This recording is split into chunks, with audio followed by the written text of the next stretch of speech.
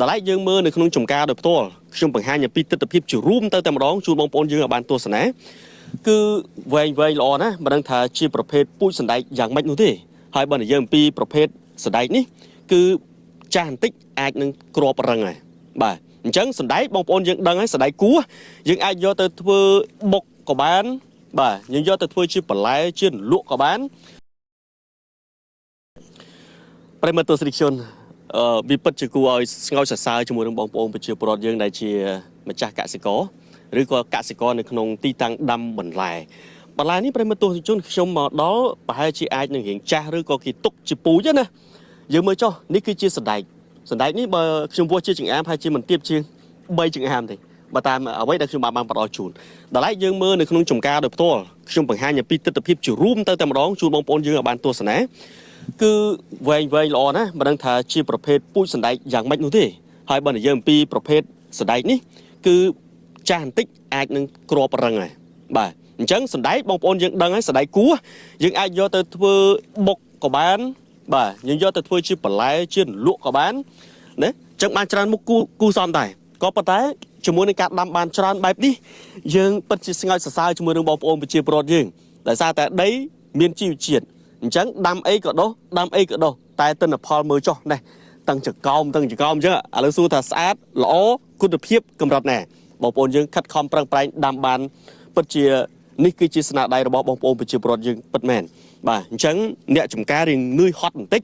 បាទយើងហ៊ាននិយាយថាអ្នកចំការរៀងនឿយហត់បន្តិចដូចអ្នកធ្វើស្រូវស្រែអញ្ចឹងណាគាត់នឿយហត់បន្តិចក៏ប៉ុន្តែបានទិន្នផលខ្ពស់គួរសមបាទដូចអញ្ចេះខ្ញុំគិតថាប្រហែលជាគាត់អាចនឹងរៀបឬក៏ទុកធ្វើទៅជាប្រភេទក្របពូជហើយ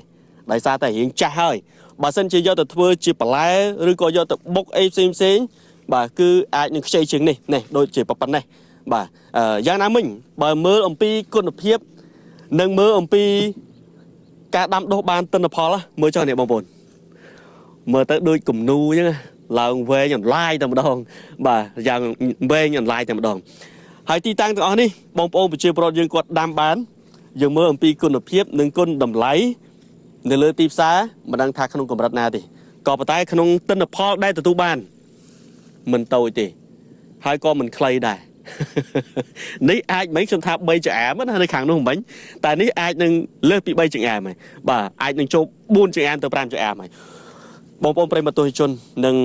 ប្រជាពលរដ្ឋទាំងអស់ដែលកំពុងតាមដានទស្សនាពី CSP Media ដែលយើងបានផ្ដល់ជូននៅក្នុងពេលនេះខ្ញុំដើរខាងទៅរងខាងក្នុងក៏មើលទៅឃើញស្អាតនិងមានច្រើនដូចគ្នាដែរបាទយ៉ាងណាក៏ដោយមួយទៀតតម្លៃលើទីផ្សារយើងក៏មិនដឹងច្បាស់ក៏ប៉ុន្តែគុណភាពដែលបានដាំដុះហើយនៅពេលនេះគឺពិតជាមិនសរសើរមិនបានខ្ញុំមិនដឹងថាអំពីការប្រើប្រាស់នៃការដាំដុះឬក៏ពូជឬក៏បែបផែននៃការថែទាំនឹងកម្រិតណាទេក៏ប៉ុន្តែបើនិយាយពីឃើញអំពីភាពបានផលហើយគឺល្អនិងស្រស់ស្អាតបែបនេះអរគុណណាស់អញ្ចឹងគាំទ្រជាមួយនឹងចំការរបស់បងប្អូនប្រជាពលរដ្ឋយើងសមិទ្ធផលដែលគាត់បានដាំដុះបានហើយនឹងអាចមាននៅក្នុងទឹកដីនៃប្រទេសកម្ពុជារបស់យើងហើយជាពិសេសនៅតាមតំបន់នីមួយៗតែម្ដងដូចនៅក្នុងតំបន់នេះមិនមែនមានត្រឹមតែសណ្ដែកនេះទេមិនមែនមានត្រឹមតែសណ្ដែកគួនទេមានទាំងអំពៅមានទាំងពោតមានស្ទើរតែគ្រប់បែបយ៉ាងទៅហើយក៏ប៉ុន្តែនៅពេលដែលខ្ញុំមកដល់ឃើញវាពិតជាគួរឲ្យមិនរាយការណ៍ជូនបងប្អូនយើងមិនបានដោយសារតែឃើញអំពីទស្សនវិជ្ជាបែបនេះអរគុណប្រិមិត្តដែលកំពុងតែតាមដានទស្សនាខ្ញុំផ្ដល់ជូនបែបនេះមានខ្លីទេហើយសំណូមពរនឹងទទូចសារជាថ្មីសូមឲ្យគាំទ្រទៅលើ